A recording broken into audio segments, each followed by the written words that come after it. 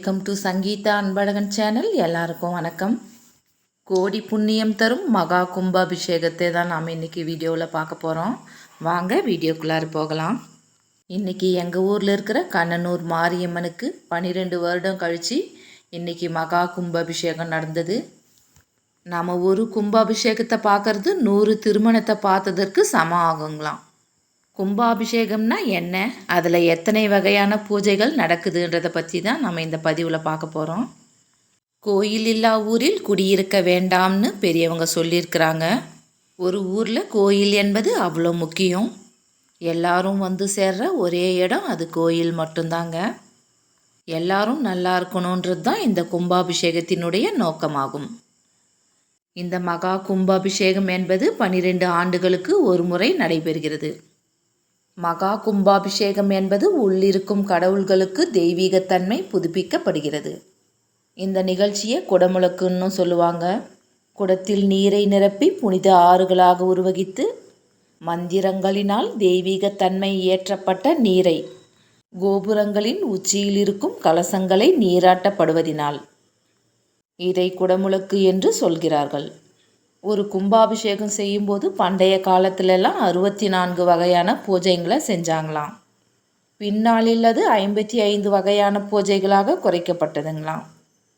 இப்போ நவயுக நாகரிக காலத்தில் 13 வகையான பூஜைகள் நடைபெறுகிறது.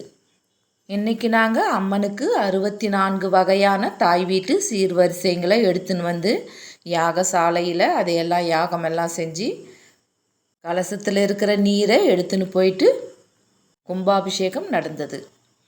எல்லாரும் பார்க்கணுன்றதுக்காக தான் நான் இந்த பதிவை போடுறேங்க.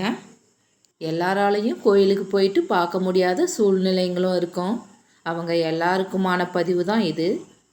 நம்ம கோயிலுக்கு போயிட்டு தான் சாமியை வேண்டிக்கணும்னு இல்லைங்க. நம்ம இருக்கிற இடத்துலேருந்தே மனசார நம்ம வேண்டிக்கினா இறைவனுடைய அருள் நமக்கு கிடைக்கும்.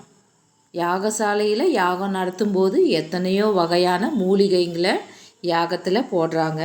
நாம் அதை சுவாசிக்கும்போது எத்தனையோ வகையான நோய்கள் குணம் ஆகுங்களாம். அதே போல் அர்ச்சகர் சொல்கிற அந்த மந்திரங்கள் எல்லாம் நம்ம காதில் ஒலிக்கும்போது நம்ம எல்லாருக்கும் நல்ல ஒரு பாசிட்டிவ் எனர்ஜி கிடைக்கும். சாமி வந்தா கண்ட்ரோல் பண்ணிங்க. மீதி யாகசாலையில் கலசம் மேலே யாரா உளுந்து கலசத்தை தள்ளிட்டு போறீங்க. தயவு செய்து கொஞ்சம் பொறுமைப்படுத்திங்க. எல்லாரும் கடவுளை வேண்டிக்குங்க. ஆனா பொறுமைப்படுத்திங்க.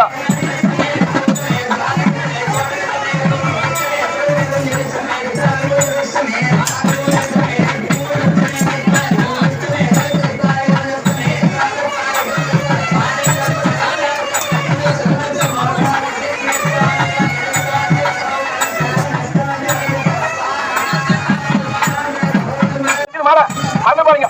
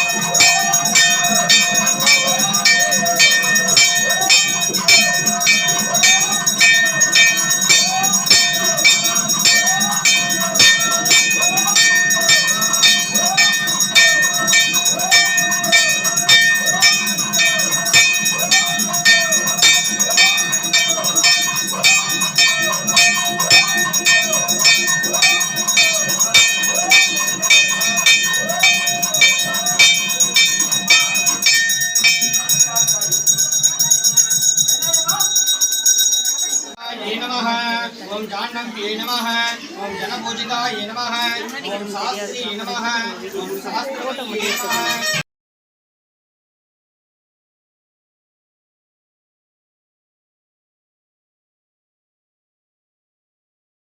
இந்த கும்பாபிஷேகத்தை எல்லாரும் பார்த்துருப்பீங்கன்னு நினைக்கிறேன். அம்மனின் அருளும் ஆசையும் அனைவருக்கும் கிடைக்க நான் இறைவனிடம் பிரார்த்திக்கிறேன்.